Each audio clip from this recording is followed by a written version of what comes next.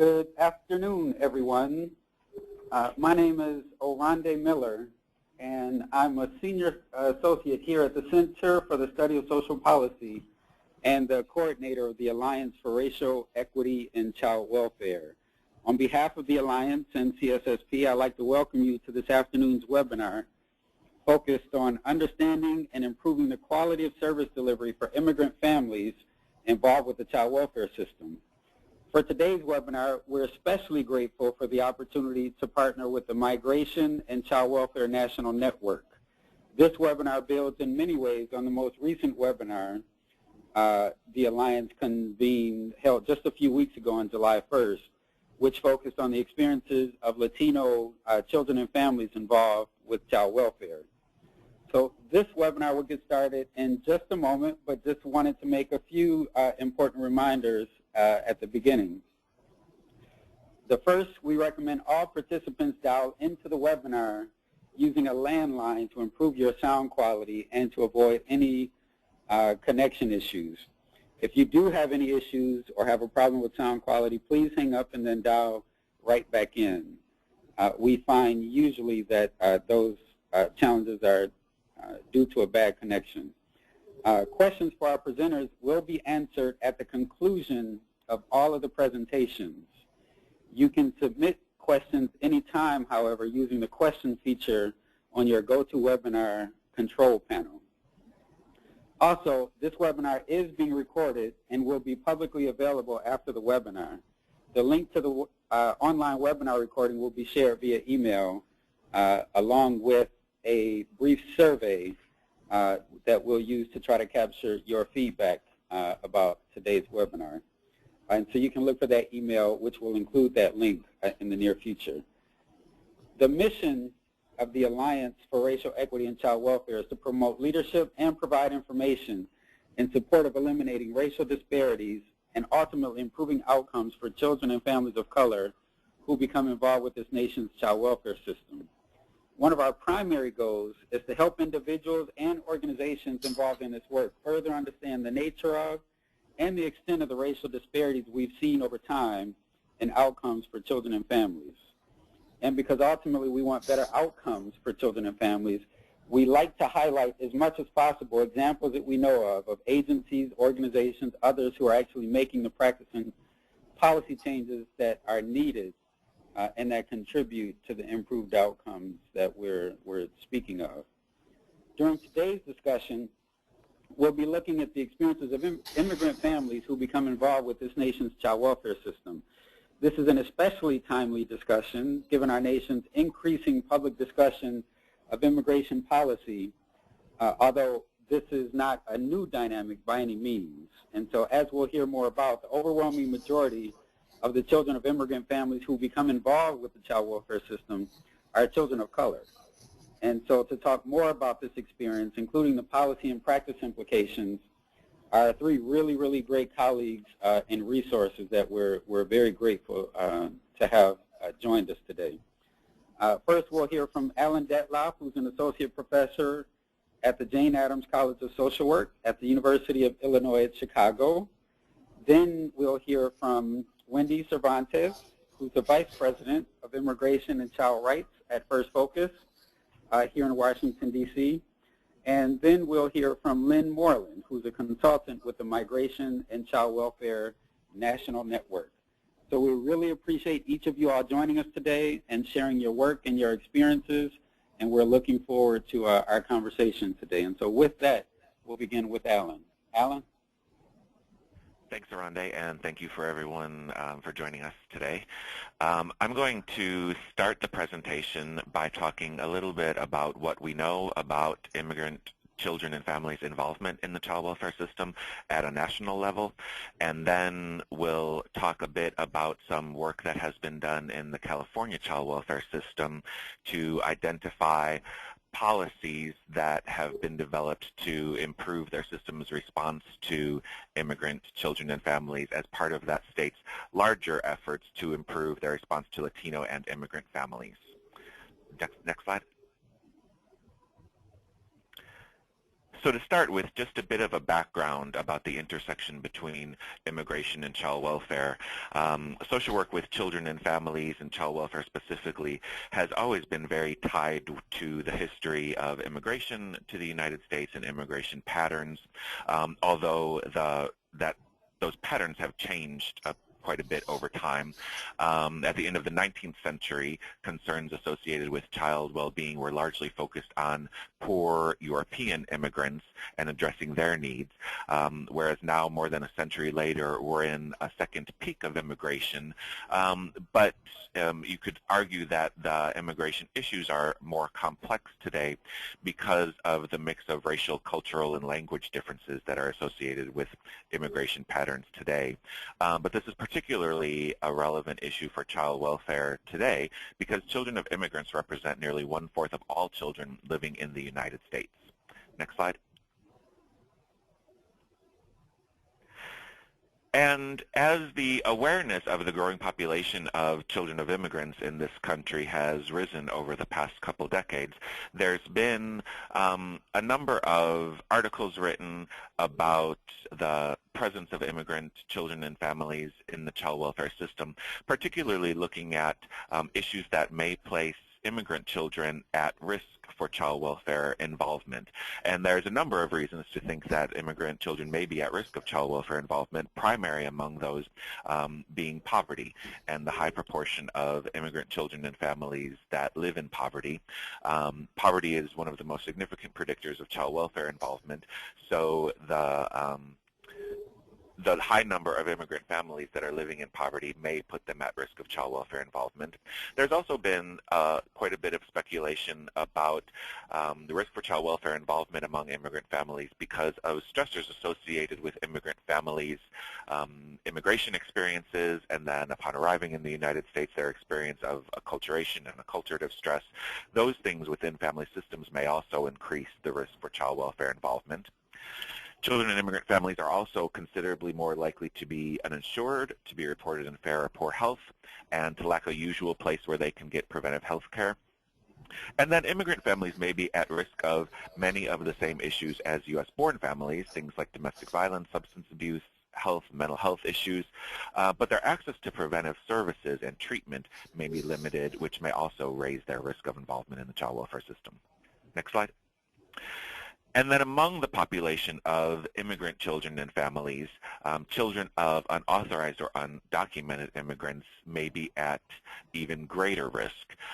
Those parents often have limited formal education, may not speak English, they may be subject to exploitation by employers if they're able to find work. And then parents who are undocumented are ineligible for many public benefits. So many of the safety nets that are in place for families who are living in poverty in the United States may not be accessible by families with undocumented parents, even though many of those families, the children in those families, are U.S. citizens themselves. And then it's also possible that in places where there's increased immigration enforcement, that these families or children are coming to the attention of the system because of a parent being detained or deported. Next slide. But despite that speculation about the reasons why children in immigrant families may be vulnerable to child welfare system involvement, we've historically known very little about that population because data on parental nativity or child nativity or immigration status has not been collected by child welfare systems at the state or the federal level. But upon the release of the National Survey of Child and Adolescent Well-Being about a decade ago, we were able to learn more about the involvement of specifically children with foreign-born parents in the child welfare system. And the analyses of those data indicate that children living with a foreign-born parent comprise 8.6% of all children who come to the attention of the child welfare system. And if you remember a couple slides earlier, we said that children in immigrant families comprise about 25% of children in the United States. You could see that children in immigrant families are considerably underrepresented in terms of their involvement in the child welfare system at 8.6%. But that's almost 1 out of 10 children involved in the child welfare system has a foreign-born parent, so it's not an insubstantial number. And of those children, we know that 4 out of 5, about 82.5%, are U.S.-born citizens, and then the majority, about 2/3, are Hispanic, followed by non-Hispanic white, non-Hispanic black, and non-Hispanic Asian. Next slide. And then again here, just to compare the involvement of children and immigrant families in the child welfare system to the population of children and immigrant families in the general population. On the left side here, you could see a breakdown of children and immigrant families in the general population. And on the right, you see a breakdown of children and immigrant families in the child welfare system. So you could see that Hispanic children represent 67.2% of children and immigrant families in the child welfare system, but they only represent 55% of children and immigrant families in the general population. So you could see that Hispanic children and black children are overrepresented in the child welfare system compared to their proportion among children of immigrants in the general population, and that white and Asian children are underrepresented. Next slide. And then of great interest to child welfare researchers and professionals is we wanted to really learn, do these potential risks for child welfare involvement among children and immigrant families lead to greater maltreatment and greater involvement in the system? And from what we've been able to learn from the National Survey of Child and Adolescent Wellbeing, you could see here that despite the risks that we talked about previously, children and immigrant families are no more likely to be involved in a substantiated case of maltreatment than children in U.S.-born families. So when we compare children with immigrant parents to children with U.S.-born parents, you'll see that rates of substantiation are just about the same, so no significant difference in the experience of maltreatment. Next slide. But you'll see that when we break down substantiated maltreatment by types of maltreatment, some differences emerge, where children in immigrant families are significantly more likely to be victims of emotional abuse, and children in U.S.-born families are significantly more likely to be involved in confirmed cases of physical neglect. So again, although there's no difference overall maltreatment, there are some unique differences in types of maltreatment that would warrant some additional consideration. Next slide. And then interestingly here, NSCAW looks at the presence of risk factors among families who become involved in the child welfare system. And here you'll see all of the various risk factors that are assessed in the NSCAW data. And these items are asked of caseworkers to indicate whether these risk factors are present within the homes that they're investigating. Next slide. And you'll see in these highlighted rows here that in all of the cases where there's a significant difference in the presence of a risk factor, those risk factors are more likely to be present in homes with U.S.-born parents. So homes with U.S.-born parents are more likely than homes with immigrant parents to be actively using alcohol, to be actively abusing drugs. Those parents are more likely to have an intellectual or cognitive or physical impairment, and U.S.-born parents are more likely to have recent histories of arrest.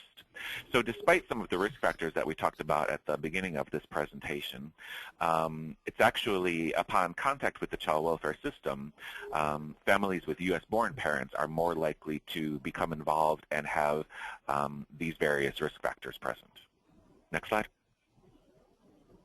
And conversely, you'll see that a number of protective factors are more likely to be seen in families with immigrant parents.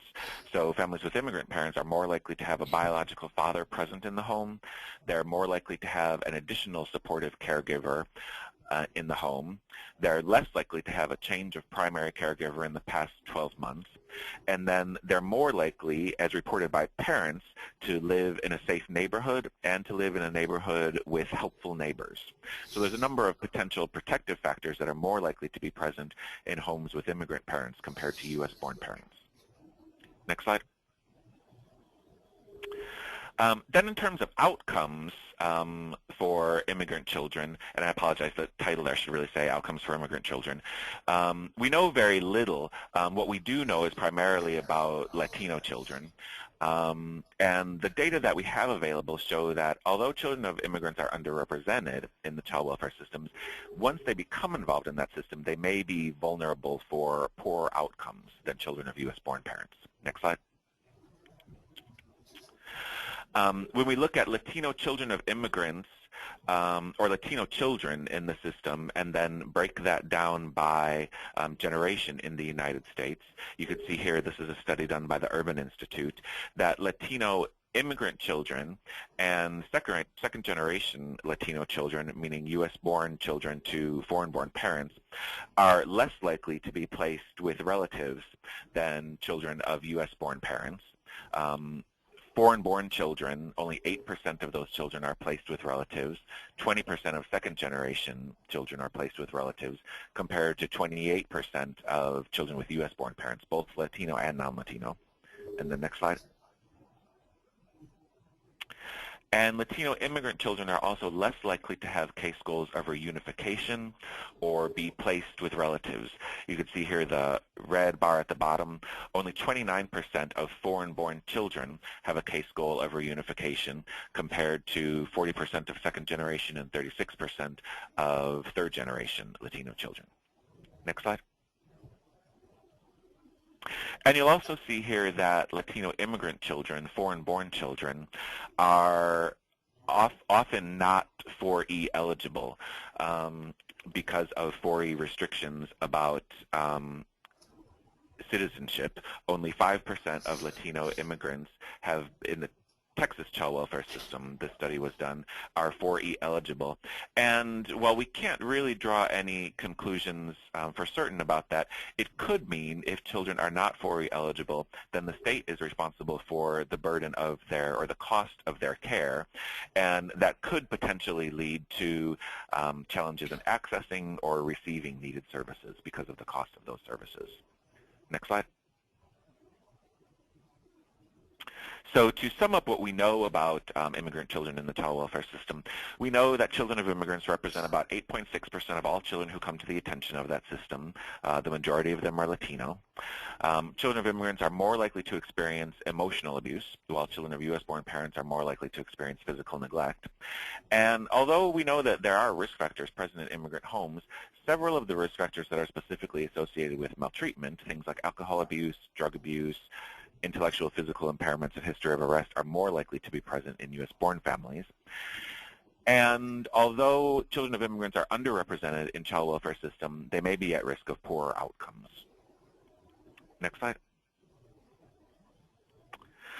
So some of the current issues in responding to immigrant children and families in the child welfare system that need to be addressed: access to culturally competent services and service providers. Language access is certainly an issue for many immigrant families. As we mentioned, the impact of immigration enforcement and the potential for that to lead to involvement in the child welfare system. Placement with undocumented relatives or kin is an issue that appears to come up for, particularly with undocumented relatives, and not having a policy infrastructure to support those placements. Access to special immigrant juvenile status, other forms of immigration relief may be issues for immigrant families. Awareness and understanding of unique risks and strengths within immigrant families, knowing the potential protective factors that may be there that may counteract some of the risk factors. And then the impact of state and federal policies on children and immigrant families, which Wendy is going to talk about in her presentation. Next slide. Some unanswered questions, things that we still don't know that we need to address in the future. We know that there are differences in these types of maltreatment, but can't really explain what accounts for those. What accounts for differences in rates of kinship placement and entry into foster care? Again, we know there are some disparities there, but we don't know the underlying factors of those disparities. Are there unique barriers to safety, permanency, and well-being among immigrant children and families? And then what policies or practices are effective in meeting the needs of immigrant children and families who come to the attention of that system? Next slide. And in answer to that last question about what policies and practices are effective in meeting their needs, I wanted to highlight here some work that has been done in the California child welfare system. About 2 years ago, the California Department of Social Services formed the Latino Practice Advisory Committee to look specifically at improving the response to Latino children and families in California, and then within that, addressing the needs of immigrant families. And some of the things that we've done as part of that work have been, California is a county-based system, and we've surveyed all 58 counties in California to identify their practice innovations, policies with Latino children and families. We've looked at identifying evidence-based practices. We've collected all policies and procedures used by counties regarding Latino and immigrant children and families. And then all of this information is stored on a website of the Latino Practice Advisory Committee that you'll see on the next slide. Next slide. So this is the web page of the California Latino Practice Advisory Committee, and you'll see the web address on the bottom there. And at this site, we've collected a lot of resources that relate to Latino and or immigrant families. That is a portal for state child welfare practitioners and administrators to be able to access information about effective policies and practices, organizational issues with those children and families.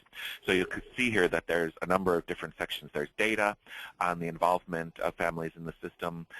We've collected a number of research articles on Latino and immigrant children and families. But what I want to highlight today is the policy section. Next slide. Most of the policies that have been developed in California relate specifically to practice with immigrant families. And we've collected all of these on that website, but I wanted to go over them today because I think this is a really valuable resource, particularly for states or jurisdictions that don't have an infrastructure of policies that specifically address the needs of immigrant children and families. Counties in California, there's many counties in California that already have policies that address a number of these issues. So this could be a really valuable research or resource for states and jurisdictions that are wanting to develop policies to address the needs of immigrant children and families or improve their policies to respond to those needs. So a number of California counties have memoranda of understanding, MOUs, with foreign consulates. All of those are posted on the website. And then there's a number of policies that address issues of placement, reunification, or adoption with parents or relatives in foreign countries. So these policies address things like obtaining home studies of a parent or a relative who lives in a home in a foreign country, obtaining background checks on those parents, things like travel of caseworkers to foreign countries, how to access services in foreign countries. So if a child who is placed in foster care here in the United States is going to be either reunified or placed with a parent or relative in a foreign country, all of the steps and procedures that need to be done to facilitate those placements. The next category of policies addresses placement of children with undocumented relatives here in the United States. And those policies are important for a couple of reasons. First, we've learned in our work over the years that there tends to be an assumption among child welfare staff that those placements aren't allowed because of that person's undocumented status.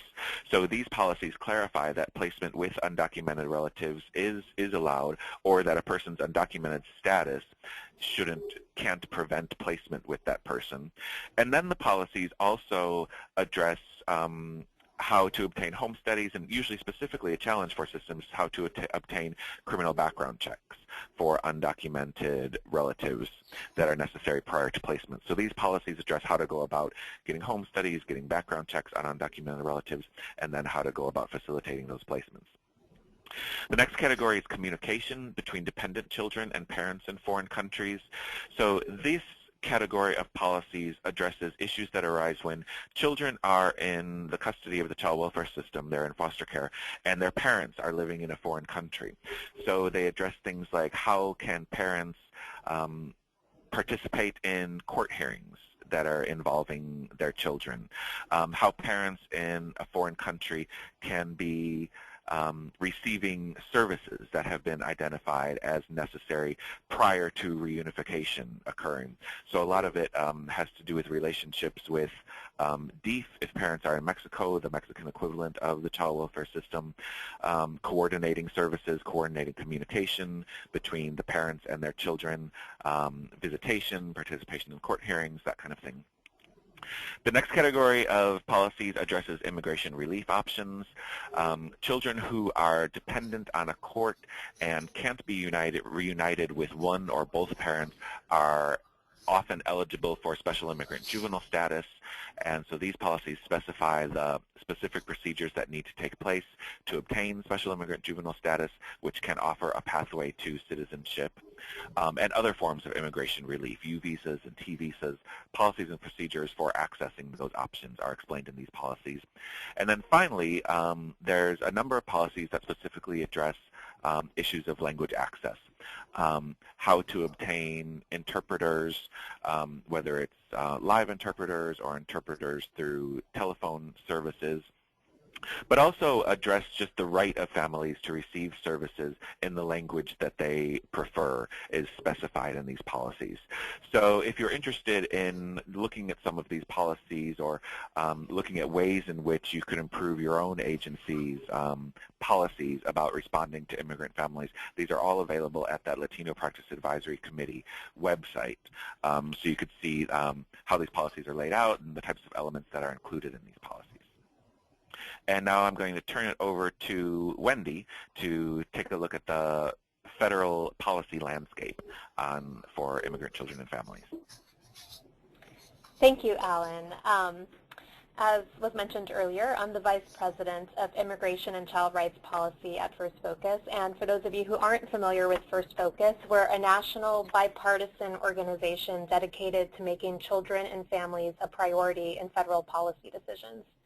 So we work on the broad range of policy issues impacting children, everything from healthcare, family economics, education, and our Center for the Children of Immigrants focuses on the unique ways that federal policies impact children and immigrant families, including U.S. immigration laws and enforcement policies. I should note that we also have a C4, which is the First Focus Campaign for Children, which allows us to directly lobby on Capitol Hill. So today I'm going to focus specifically on the unique challenges immigrant children and families face when federal immigration and child welfare policies intersect. And while I'll also touch on other issues, my presentation will primarily focus on how federal immigration laws put children at risk of entering the system and or complicate the reunification process, as this has really been the focus of federal policy efforts. I will then cover recent federal and state policy efforts, both legislative and administrative, that have occurred over the past few years to address these challenges. Next slide. So just to provide just a little bit more context on this, I wanted to look a little bit at what's at stake here. And as Alan already mentioned, children of immigrants now comprise about 1/4 of the U.S. child population. We also know that of the 5.5 million children who have at least one undocumented parent, there are 4.5 million of them are U.S. citizens. Recent Department of Homeland Security data also reveals that in 2013, over 72,000 parents of U.S. citizen children were deported, and this is reflective of numbers in prior years as well. In fact, a study in 2013 study reveals that in 2012, over 150,000 U.S. citizen children were affected by a parent's deportation in 2012. And then also a report that many of you may be familiar with by the Applied Research Center, which is now Race Forward. It's 2011 report. They released a 2011 report that estimates that over 5,000 children in the child welfare system have a detained or deported parent. Next slide. So before I dive in completely into the policy implications of these statistics, I wanted to touch briefly on why there's been an increase in deportations over the past few years.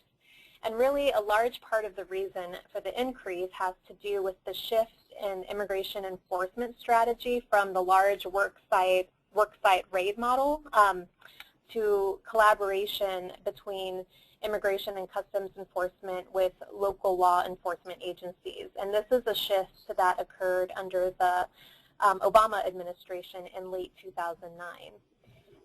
And this change really did significantly impact the way and change the way that immigrants came to the attention of immigration authorities. The goal was to focus on those that were committing crimes, but the data shows that programs like Secure Communities and the 287G program, which allows local law enforcement agencies to basically implement immigration enforcement laws, actually have ended up resulting in the increased apprehension of many parents and other individuals, mostly for minor offenses, including things like traffic violations. This dynamic of this change in enforcement strategy also created a clash between the immigration, child welfare, and criminal justice systems, three systems that didn't interact very much prior to this change in policy. And to really look at this issue, First Focus and the Sentencing Project partnered together early last year to create an anthology that really provides an in-depth overview of this issue. And that can be found on our website, and this is a picture of the cover, which is a little fuzzy, but the title was Children in Harm's Way. And like I said, that's available on our website. Next slide, please. So as a kids group, we've worked for some time now on the many ways that immigration enforcement negatively impacts children. And several studies have consistently shown that when a parent is detained or deported, or even just the fear that a child may have that a parent could be detained or deported, really has very significant and very negative impacts to child's health, mental health, and economic security. When a parent is detained or deported, there's a lot of instances of mothers suddenly becoming single-headed households. There's housing issues as children move into crowded homes with other family members because of a parent's deportation, food insecurity issues, and those types of issues, all of which by themselves, as Alan mentioned, can increase the chances of children becoming involved with the child welfare system. And then, of course, family separation greatly increases the risk of child welfare involvement if a parent is actually removed. Next slide. So what actually happens when a parent is detained or deported? Well, I always say that there's just really no good outcome for a child. There's basically three options, although there's always other possibilities. But basically what we usually see is that a child either stays with another parent, family member, or friend here in the United States, or the child returns to the country of origin with the parent. Sorry, that should say parent. In a lot of cases, parents will decide to leave behind the older youth who may have already developed ties here, or and take back younger children who need a mother's care or are too young to be left behind. And in many cases, those younger children are actually U.S. citizens. So they may have no familiarity at all with the country of origin of their parent. And then one of the other options is that a child may enter the child welfare system, which is not the most likely it's not the most common outcome, but it is one that has the most severe consequences. Next slide, please. So how does a child enter the child welfare system as a result of immigration enforcement? There have been several studies on this, and there's been a few studies on this, and the Applied Research Center study basically laid out the three basic paths for which a child with a detained or deported parent may end up in the system. And the first is the straight path, which is basically the direct result of a parent's arrest or detention. So perhaps the parent was unable to make a phone call at the time of apprehension, or there was no family or friend available to take the child in, so the child entered the child welfare system as a direct result of the parent's apprehension by immigration authorities. The second is the parallel path, which is where a child comes to the attention of the child welfare system because and then police involvement leads to a parent's detention by immigration authorities because of local law enforcement then discovering the parent's immigration status and reporting them to immigration authorities. the third, the interrupted path, is actually the most common. This is where a child was already in the child welfare system and a parent was in the process of reunifying with that child. And then because a parent is then detained or deported, that reunification plan gets interrupted or complicated by the detention or deportation of the parent. Next slide. And so what challenges does a detained or deported parent face in reunifying with the child in the child welfare system? Well, in addition to all the other challenges that immigrant parents already face in general when it comes to the child welfare system, which Alan discussed earlier, obviously there's a whole new set of challenges that are created when a parent is in detention or has been deported. So historically, there has been a lack of coordination and communication between local immigration and customs, ICE, Immigration and Customs Enforcement, which is ICE agencies and child welfare agencies, including a lack of universal policies across the two systems. So these are two systems that know very little about each other. And I mean, we would even hear cases when we first started working on this issue of caseworkers not even knowing how to locate a parent of a child who came into their system because they had no idea what immigration detention was or that parents might be there, and much less how to locate a parent who may have been detained by immigration authorities. There's also, obviously, if a parent's in detention or has been deported, there's significant challenges to being able to visit with their child, meet child welfare case plan requirements, or participate in person or even via video conference in family court proceedings. And there's also, obviously, the issues that Alan mentioned earlier about the same issues of limited access to public benefits and services due to the immigration status of either the parent or the child. And then Alan touched on this as well, but we've also seen the issue on the child welfare system side of things where child welfare staff and family court judges may be biased against detained or deported parents and undocumented caregivers, which could impact the ability of a child to be placed with an undocumented family member, or even placement with children with either parents or family living in other countries, particularly when there's an assumption made that the child is better, particularly a U.S. citizen child is better off here in the United States than they are in another country. And those bias, you know, is not across the board. It really depends on the child welfare, particular child welfare agency, and it can be a result of either lack of knowledge or preconceived opinions about what it is to be an undocumented immigrant.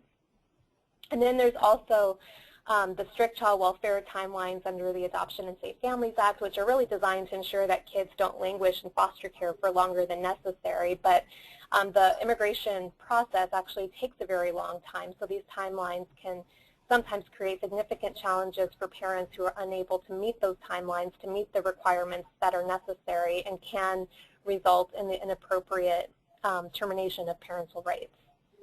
And then, obviously, in the case of a parent who's been being deported, there's been, you know, historically there was a lack of coordination between ICE and local child welfare to coordinate travel arrangements so that parents who wanted to take their child with them could take them with them and there's a lot of paperwork that has to be done, birth records and passports and things that need to be straightened out before a parent wants to take a child with them. And then even just the physical travel of coordinating flights and things like that has not been something that's historically been collaboration between the two agencies, and even if a parent has been removed already, then there's the difficulty of trying to figure out how to reunify that child with the parent in the home country, which can be challenging when there aren't memorandums of understanding in place with foreign consulates. Next slide.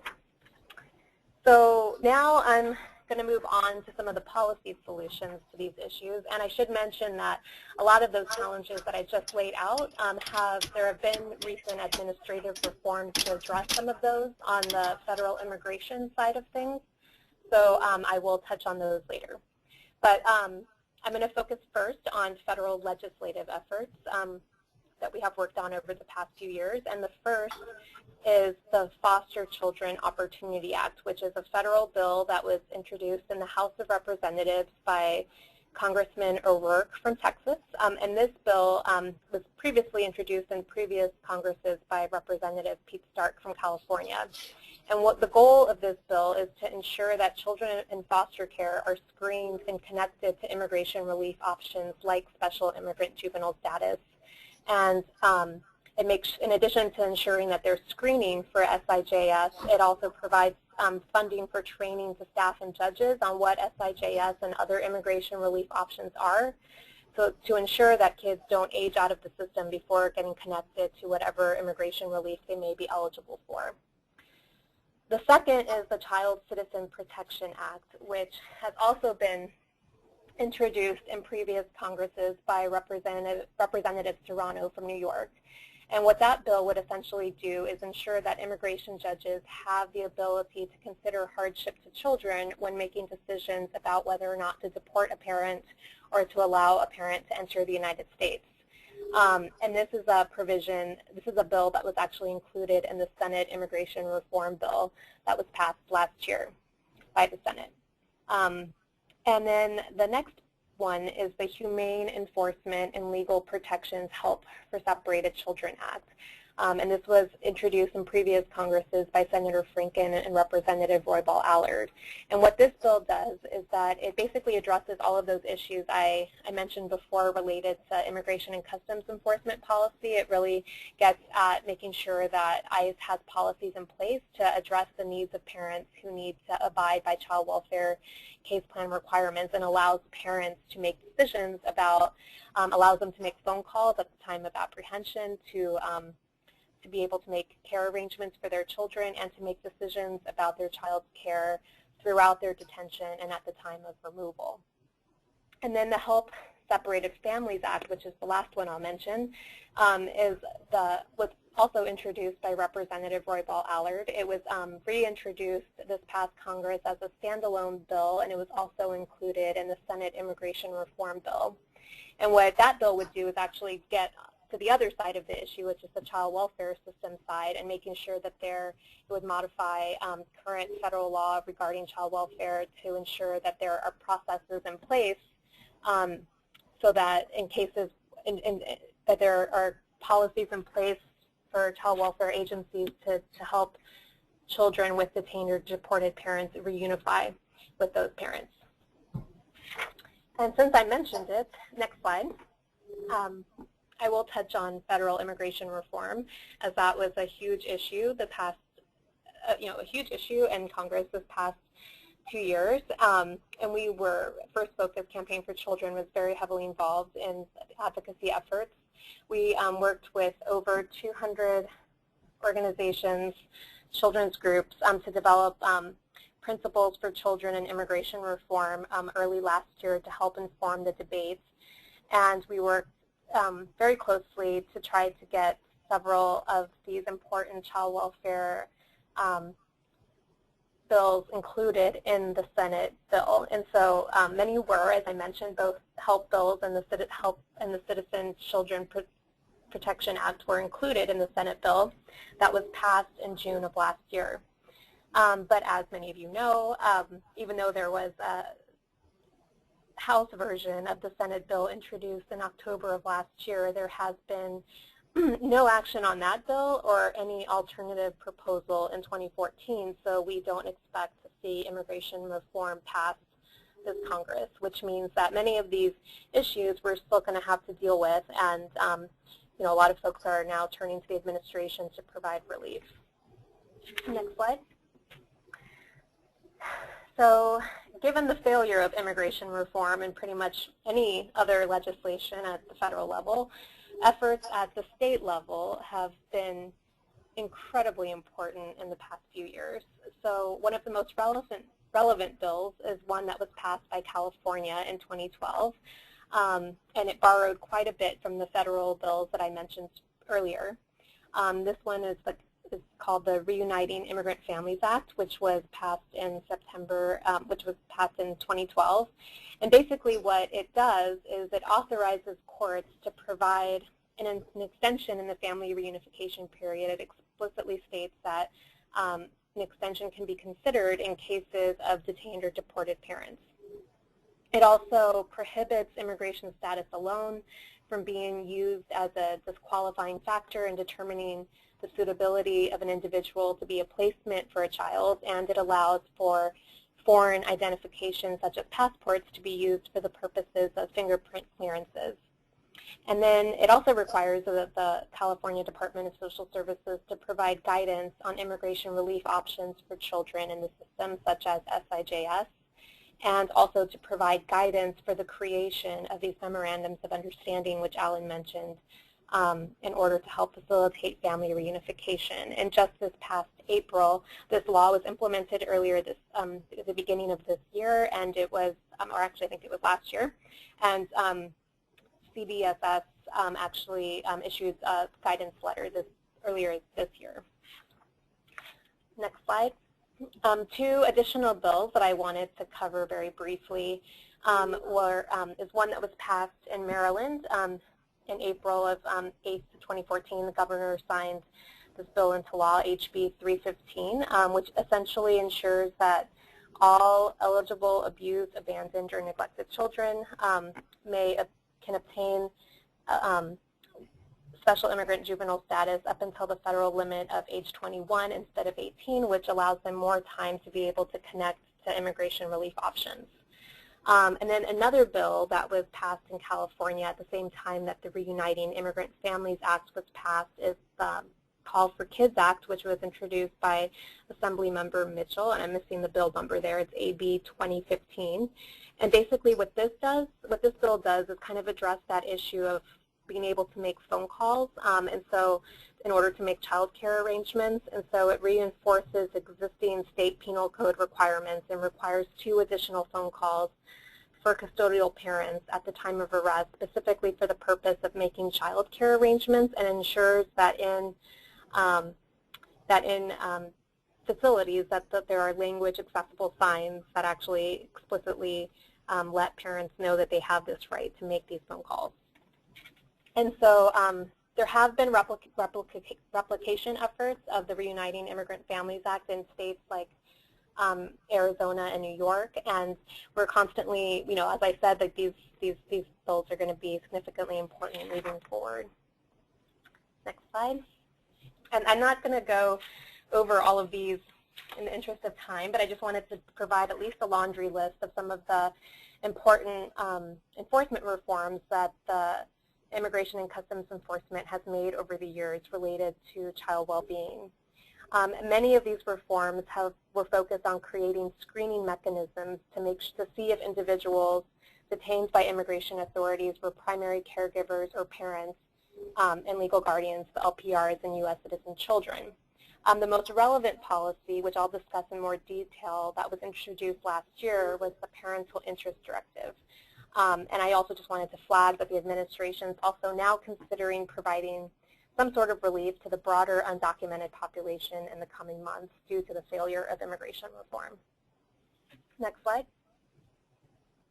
So in August of 2013, in recognition of the need to address parental custody concerns and child welfare concerns, ICE introduced the Parental Interest Directive. And what this directive does, first and foremost, is it reminds ICE of its need to consider the use of prosecutorial discretion and the potential release of certain categories of parents, and that includes primary caretakers of minor children, regardless of the child's immigration status, parents and legal guardians who have a direct interest in child welfare proceedings in the U.S., and parents and legal guardians whose minor children are U.S. citizens or lawful permanent residents. And then the directive does several other things. It also establishes a national ICE parental rights coordinator here in D.C. and designates a point of contact in each local ICE field office who's responsible for dealing specifically with child welfare concerns. It also requires that parents be held in facilities that are close to their children to prevent them being transferred way out of the state to be able to participate in child welfare case plans and also family court proceedings. It requires ICE to facilitate any court-mandated parent-child visitation, parents' participation in family court proceedings, and parents' access to attorneys, consulates, courts, and child welfare staff. It also requires ICE to actually assist parents at the time of removal to coordinate travel plans and guardianship arrangements should they choose to leave their child behind with a family member or friends in the United States.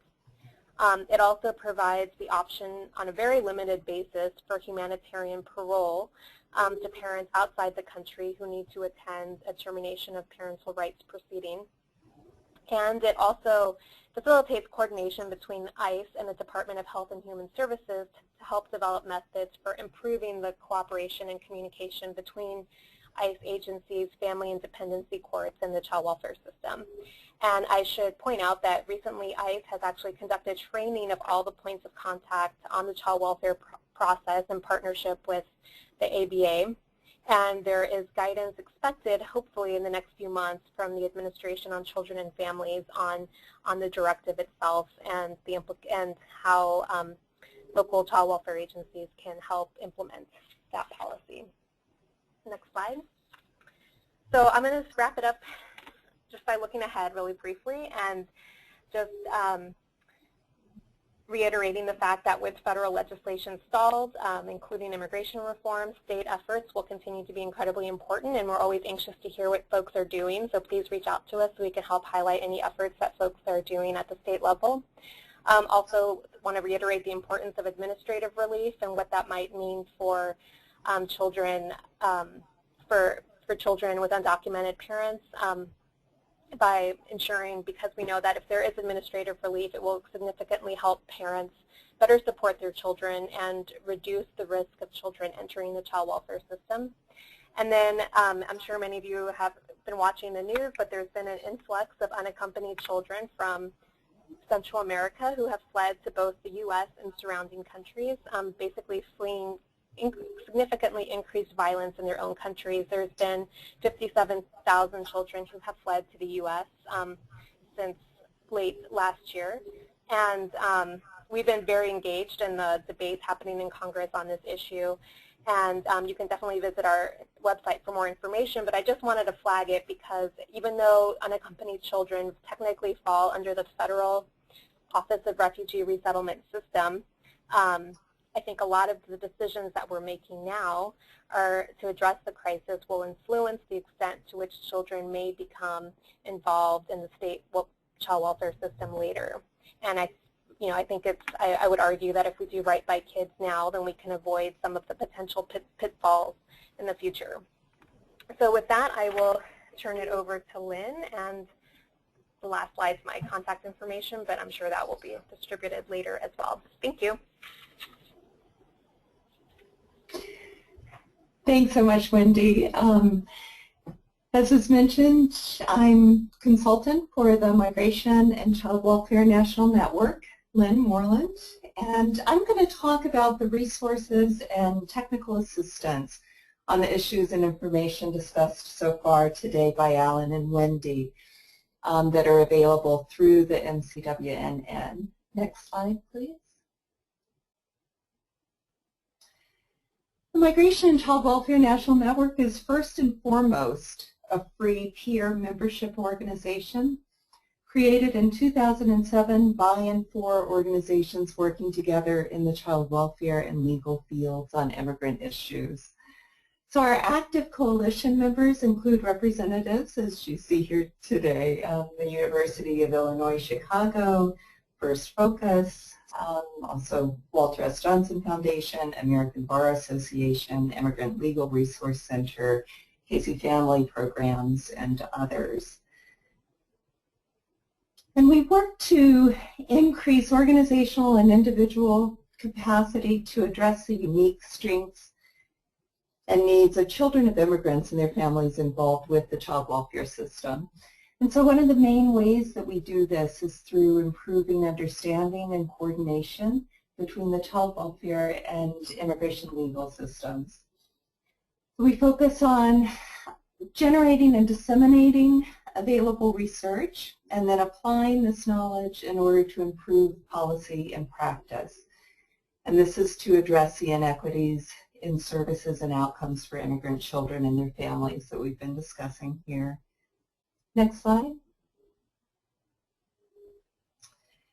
As noted, we focus on these three areas: research, law and policy, and practice. And you can find resources under each of these categories for free download on our website. And I'll give a brief overview of just a couple of these. And I did want to note that most of these are written and produced in collaboration with our partner organizations such as First Focus. Okay. Under research, we have three briefs listed here, and Alan discussed the first two listed, which are really very important findings that represent the first national data available on the presence of children of immigrants in the child welfare system and identify significant differences in risk factors and types of maltreatment, as he discussed. So these are posted for free download. And I wanted to mention this new brief that is just out this June, and this is Barriers to Support Service Use for Latino Immigrant Families Reported to Child Welfare. And this brief that was written by Megan Fino Velasquez for MCWNN and SPARC documented the challenges that Latino families, particularly those who are undocumented, face to accessing basic services needed to support their children's safety and well-being. So I'm going to mention just a couple of her findings here. She found that 37% of Latino families referred by the child welfare caseworker for at least one concrete service. Only 17% of these actually received the service. She also found that Latino families with an undocumented primary caregiver were much less likely than those with a U.S. citizen parent to get the concrete services they needed. And she notes the reasons for this disparity for undocumented parents include ineligibility for some publicly funded services even when referred by a child welfare agency. And then other reasons are probably those discussed a bit earlier, like mistrust of government services, fear of exposure to immigration authorities, language and cultural barriers, and lack of caseworker preparedness to work with immigrant populations. Just as an example, her family found that although more than 90% of immigrant parents spoke Spanish at home, only half had a Spanish-speaking caseworker. And of course, language barriers can affect trust, mutual understanding, assessment, and ultimately case decisions. So Megan then discusses policy and practice implications of these findings, such as improving cultural and linguistic responsiveness of organizations, how to do that, the critical importance of providing services to families of children at risk regardless of their immigration status, and then some directions for future research. So this is an example of a brand new research brief that's just been posted. Next slide. And then under law and policy, a lot of these are in collaboration with First Focus. So have been mentioned by Wendy in her presentation. But the first is by Howard Davidson, Director of the ABA Center on Children in Law, American Bar Association, and this summarizes appellate court opinions and provides implications for the child welfare and legal systems. The second, Children in Harm's Way, is a compilation of articles and provides really a lot of good key information. And then the series of papers called Caught Between Systems includes, it looks at the challenges that come up when the immigration and child welfare systems collide, as we say, and it provides some policy recommendations. Okay, next slide. Now we've got three toolkits now. One is on helping child welfare agencies provide culturally responsive and trauma-informed services to immigrants. Another provides information on options for immigration relief for children and families involved in child welfare. And again, this helps child welfare and legal providers to work together on cases. And you can see, too, that there's a child welfare flow chart that explains the process, and it also includes points where potential immigration issues can affect the case. And there's an explanation of these there, as well as resources for more information. And we're working on additional resources that'll be coming out this fall and next spring. So I hope you can stay tuned. Next slide.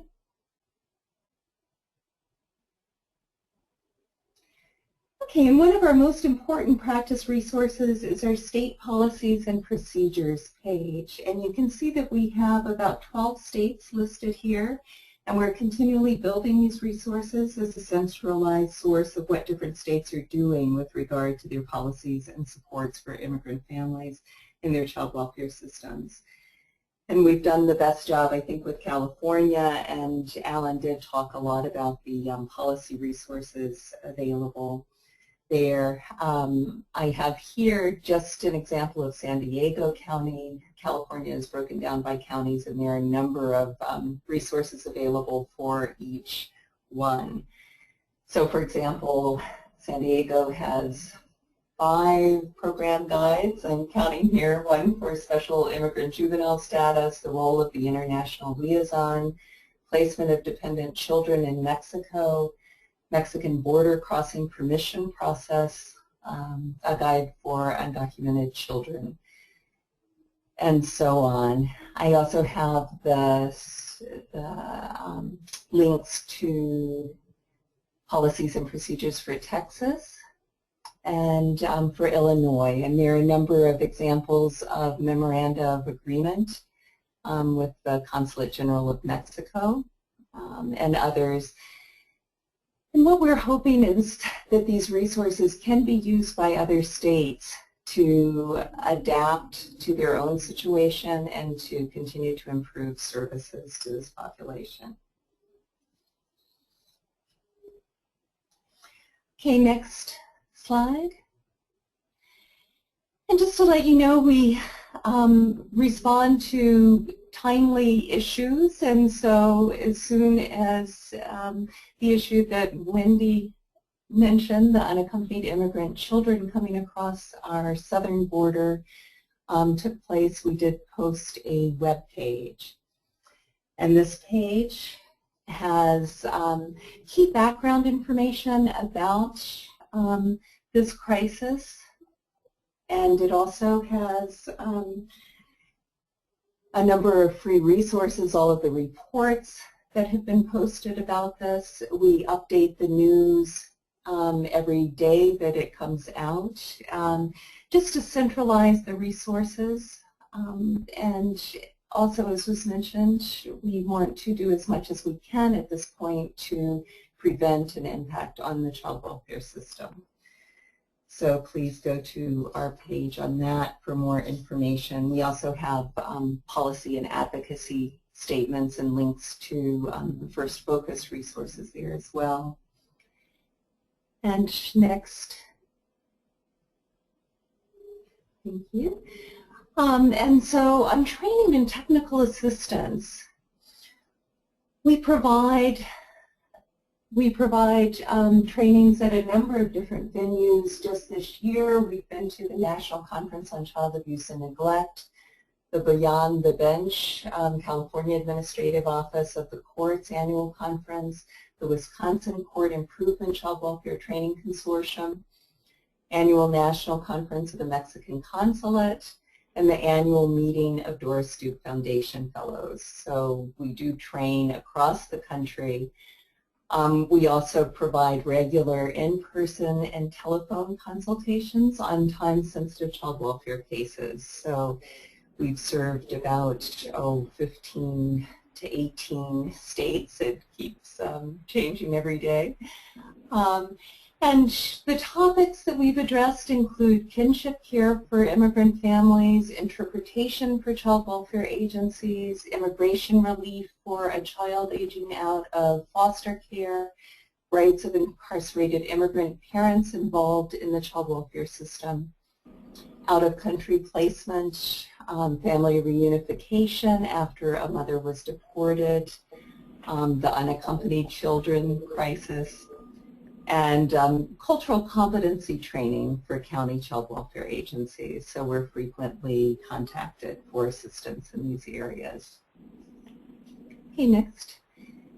So please join us. Right now we have very active committees on research. The research committee is developing a literature review of the field right now. We have policy, a policy committee headed by Wendy Cervantes, and a practice committee where we're working on a new toolkit. And if you sign up for our newsletter, you'll receive notifications about new resources in the field, including the ones that we're putting together, as well as ones that our partners are working on. And we'll also provide updates on our committee work. So I want to thank you for your time and attention today and for your commitment to these issues, and we'll look forward to hearing from you. All right, thank you, Lynn, and actually thank you, Alan, Wendy, and Lynn again for participating and sharing information today. We have a couple questions that have come in, and I also want to remind everyone to submit a question for any of the presenters using the question box on the GoToWebinar menu, and it should be on the side of your screen. And so I'll at least begin with a couple of the questions that have come in already. The first one, and I think this one, at least I'll direct to Alan, and then maybe others will also want to chime in. And so it was a question about whether time here, and so whether time in the U.S. has any effect on some of the trends that you mentioned in your presentation. And I think that probably includes risk factors, protective factors, and maybe even rates of relative placement. Yes, that's difficult to gather with this particular data source that we're using.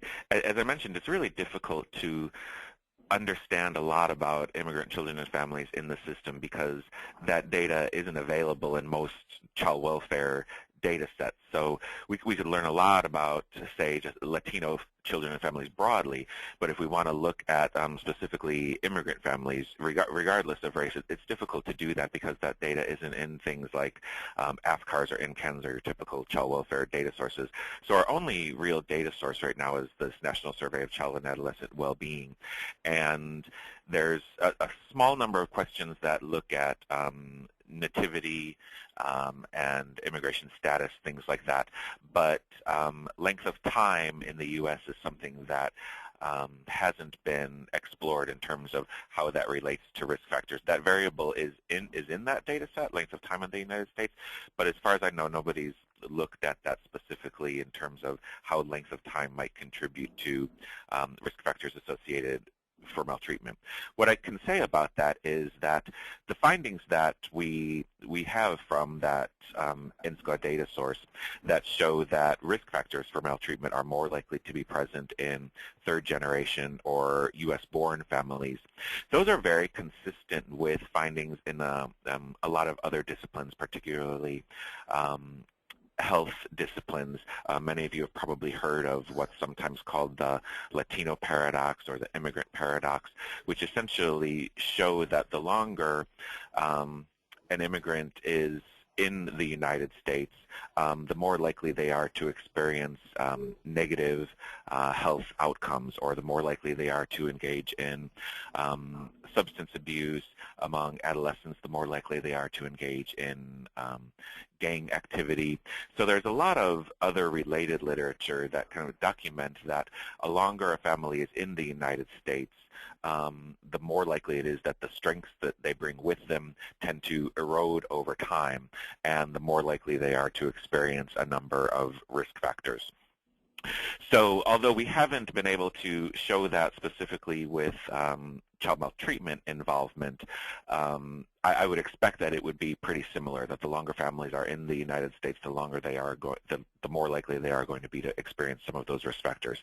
But we haven't been able to do that research yet. Okay, thanks, Alan. Any others want to chime in?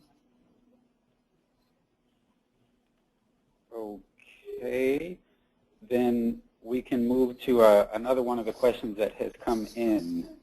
And so it was actually a suggestion in terms of resources, but there may be some comments that you may want to share as well. And this may be directed at Lynn. And so just in terms of gathering some of the resources to post at the website, but just a list of immigration liaisons in each of the counties in each of the states. And so if you know that something like that already exists, and maybe you can mention that as well. Any comments about that, Lynn? Sure. I think what they're referring to is a resource that we have posted on the website. And what I can do is provide you all with the link, Jonathan, and if you send out a follow-up email to participants, we can send that particular link. And just in case to clarify, it's we have a resource that has the points of contact regarding the Parental Interest Directive.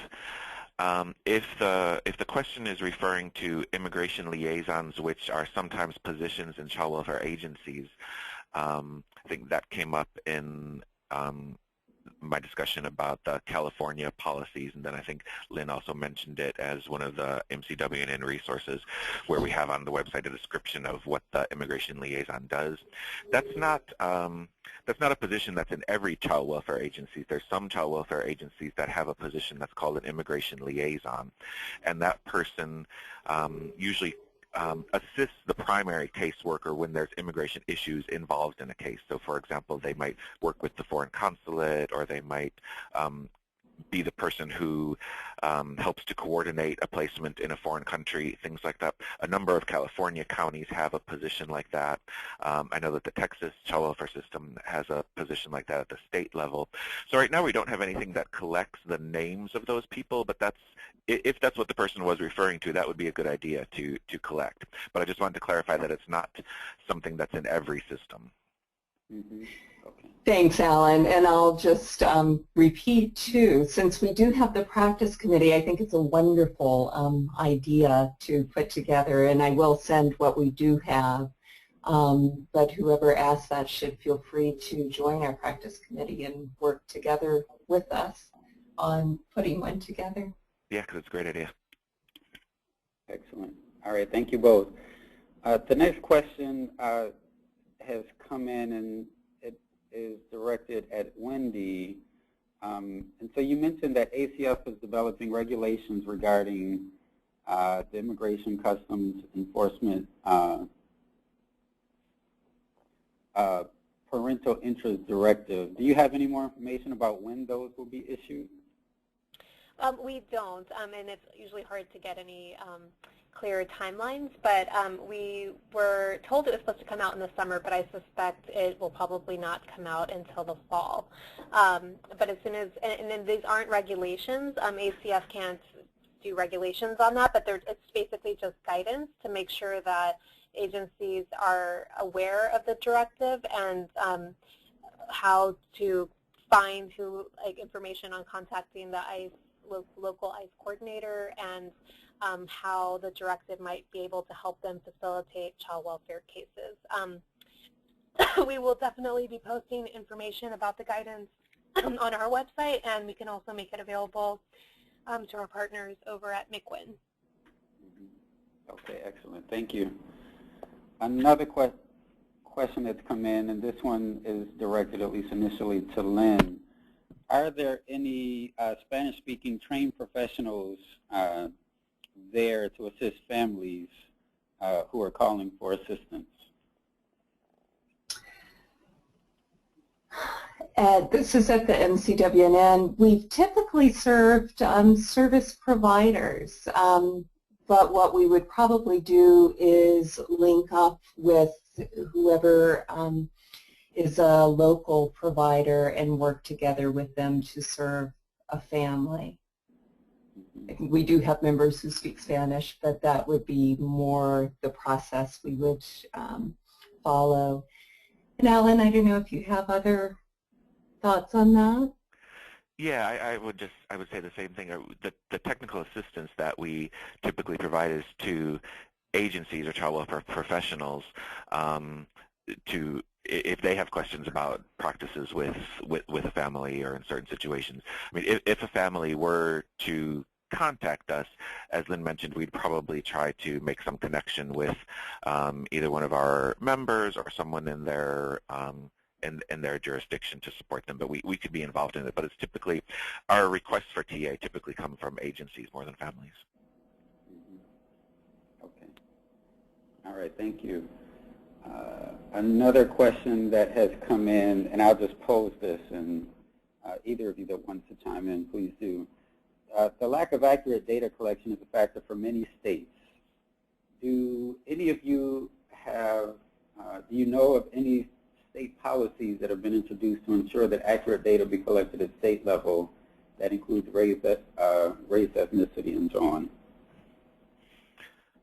I could start with that. I think many states are aware of the importance of collecting better data about these issues and recognize the difficulty of it. Not just things like nativity or immigration status, but even as that question mentioned, things about race and ethnicity, that they're, even with race and ethnicity, those are typically required data fields for most child welfare systems, but then there's the potential for error on the part of the person who's entering that information in terms of how they gather that information. Are they asking families to self-identify their race or ethnicity, or are they making assumptions based on either a person's name or what they look like or something like that? So I think there's really a training aspect that needs to be present in child welfare systems to improve the quality of data collection about these issues. I know that because I've been working with the California system for a couple of years now, I know that they're trying to improve their data systems, not just on race, but also to collect some information or try to collect some information about parental nativity so that we could learn more about the population of children and families that are coming into the system. But again, it's really a twofold issue. One, there's the presence of data fields to collect that information in states' information systems, but then I think there also has to be a training component to train workers about how to gather that information. So I think to kind of briefly answer the question, there's a number of states that are trying to improve that. I know California is one because I work in Illinois. I know that they're trying to improve that as well. Wendy or Lynn, do you know of others? Not right off the top of my head, but I think that's a good thing, again, for us to document as promising practices. This is an issue, of course, for most of the large national data systems in the U.S. as well as the state and local data systems. And there are a few shining examples out there, I think. So we will continue to document those. And the only thing I would add, this is Wendy, is that we're always getting questions about the number of children in the system who have undocumented parents, and we also have concerns, there's always concerns about how parents are asked that question since they're obviously reluctant to share that type of information with any kind of government official, even if it's the child welfare system. So I think that data collection also just has to be coupled with strong confidentiality protections so that, and cultural competency, so that these questions are asked in a way that doesn't cause parents, create a chill factor for parents. All right, thank you. Again, one other question that has come in, and I'll pose this generally, and then either of you that wants to begin responding, please do. I've heard that a significant number of these children are not Spanish-speaking and are from a variety of indigenous groups who are fleeing violence and other threats. Do any of you have any information about the experiences of these other children?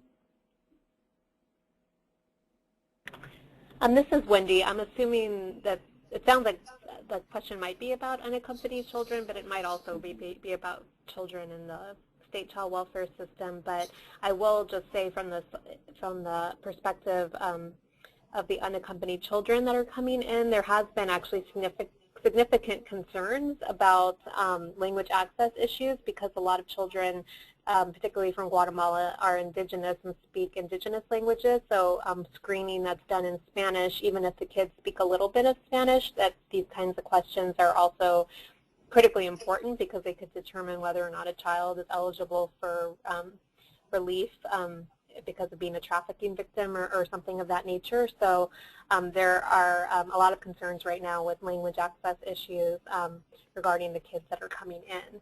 But I will turn that over to maybe Alan or Lynn to talk about maybe the state child welfare system if they wanted to add anything on that end. Lynn, you probably know the most about this, particular languages that agencies tend to struggle with. Yeah, I mean, as Wendy said, we don't have numbers from Office of Refugee Resettlement as to percentage of indigenous kids coming in, but that has been an ongoing issue.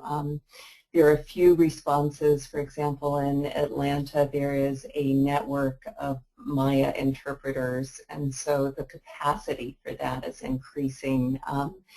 It can be a challenge to identify these children sometimes, and it is very, very important. National Public Radio actually did a segment on this that we have on our website. It was a good description of the issue of indigenous kids and families and service access. Okay, excellent. So we may try to include that as well when we send our materials out.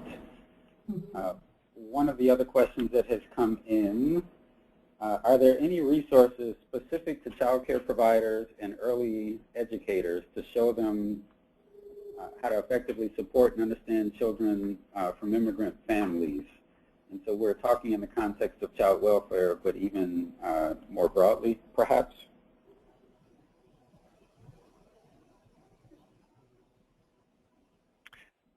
Lynn, do you know any resources from BRICS maybe that were developed? Repeat the first part of that question, I'm sorry. The question was, do you know of any resources that are specific to child care providers and early educators that really help them to understand and support children from immigrant families? Absolutely, yeah. We've been doing a lot of work on that. We started with BRICS and the National Center on Cultural and Linguistic Responsiveness, Head Start Center, and particularly the part based at Bank Street College of Education has been doing a lot of work on that. On the ECLKC website, and we can also send out that resource.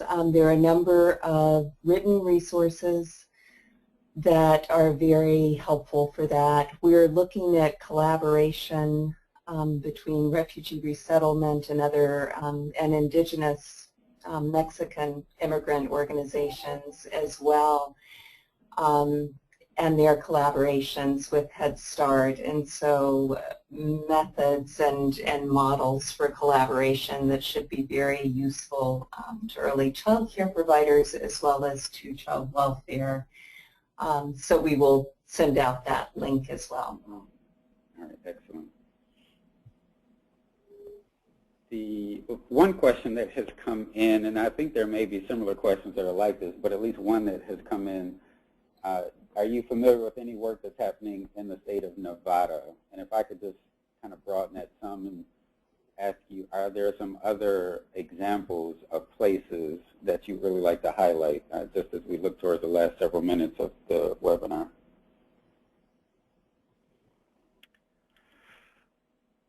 I'm not aware of anything happening in Nevada. Lynn, are you? Not Nevada. That's always been one of our less documented states. So if anybody knows of what is happening or good practices there, please do let us know. The states that we have documented are on the MCWNN website, and we'll make sure that you all have that link, but we're still building state by state all the resources.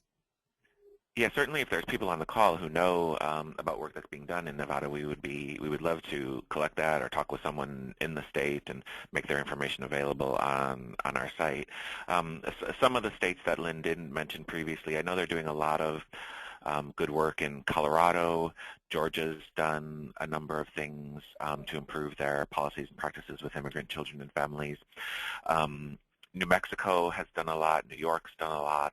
And those are the bulk of states that we have on our site where we've collected policies and procedures.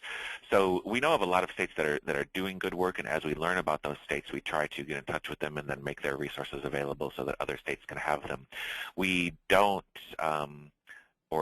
have any information about anything happening in Nevada, but if anyone on the call does, please send those to us and we could put them on our site. Wendy, do you know anything happening in Nevada? I don't. I was just trying to do a quick scan. I don't have anything. I was going to add Maryland, obviously, to that list of states with some promising policies as well. Okay, great. And so you all have email addresses and contact information for each of the 3 presenters. You can always send us a message here at the Alliance as well, and we'll make sure that we forward any information we get. One other question, so I'm mindful of time, but at least there's another question that I think maybe is very helpful for more folks who are on the call. So the range of people on the call include administrators, policymakers, direct service providers, as well as community-based organizations. And so someone was asking, is there some guidance that you could give them on steps they could take to at least be more responsive in terms of assisting immigrant families getting connected to community resources?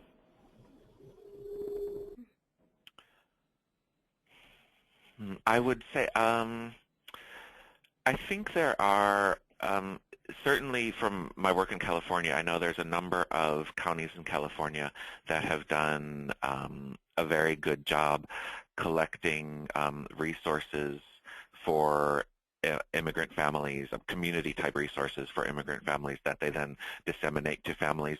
The one that I'm thinking of is in Alameda County.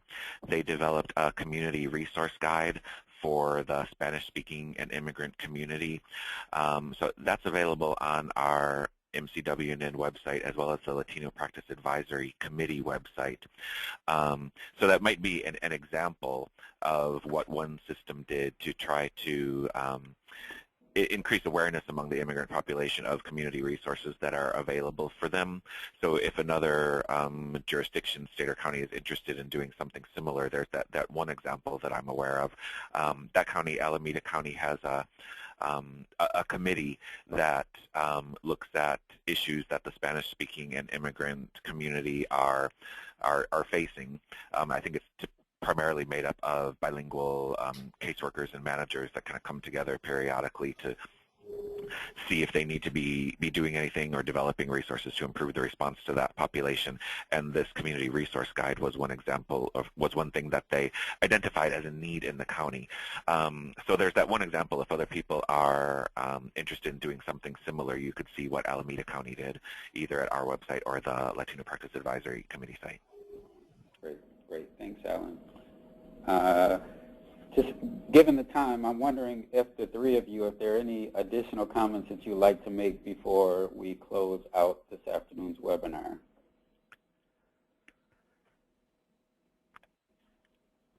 I don't think so. I think I'd just say, definitely, we've hoped to make everyone aware of the resources that we know of that can help to improve child welfare system's response to immigrant children and families. But I know there's a lot of people on the call that may be aware of things that we're not aware of. So please feel free to send us information that we could help disseminate to the disseminate through our various websites. And I would also just reiterate, this is Wendy, that we're always looking to hear directly from folks on the ground doing the work on policy ideas and best practices that we can turn into policy, because obviously informed policy makes the best policy, so we're always anxious to hear from folks as well. And I want to say a special thanks to everyone for being on this webinar. And also to remind you that we're a peer membership organization, and so we are creating many of these resources together, and we do have these active committees and encourage you to join us. Thank you. This has been a great discussion. I appreciate the three of you all taking time to participate today. We'll definitely share the presentations from today's webinar with all of the folks who registered, and they'll also be available on the Alliance webpage at CSSP. Also want to say thank you to the Migration and Child Welfare National Network. We really appreciate the opportunity to partner with you all for today's webinar, and I encourage people to visit their website, also to visit First Focus for additional information. And then any requests that we get, we'll certainly pass them on or share information as we have it. I would like to, so you can expect an email with today's presentation and a link to the recording by tomorrow, and it'll also have a link to the evaluation survey. The next webinar is likely to be the first week in September, but we'll send an email within the next week or so that has a specific date. But the topic will be the critically important role of child welfare administrators and leadership in driving towards racial equity within child welfare systems. And so we're looking forward to that discussion. And we expect to have Joyce James from Texas, as well as Gregory Owens from New York State participate in that discussion, and there may be one additional person. And so we look forward to you all joining us at that time as well. I also want to thank our team here at CSSP, especially Jonathan Likes for coordinating this year's webinar series, and always to the NECAC Foundation for their support of the Alliance and all of our work. And so we thank all of you for participating. We look forward to engaging with you all in the future. Please let us know if you have any questions or if you need any additional information, and we'll talk with you all soon. Thanks a lot.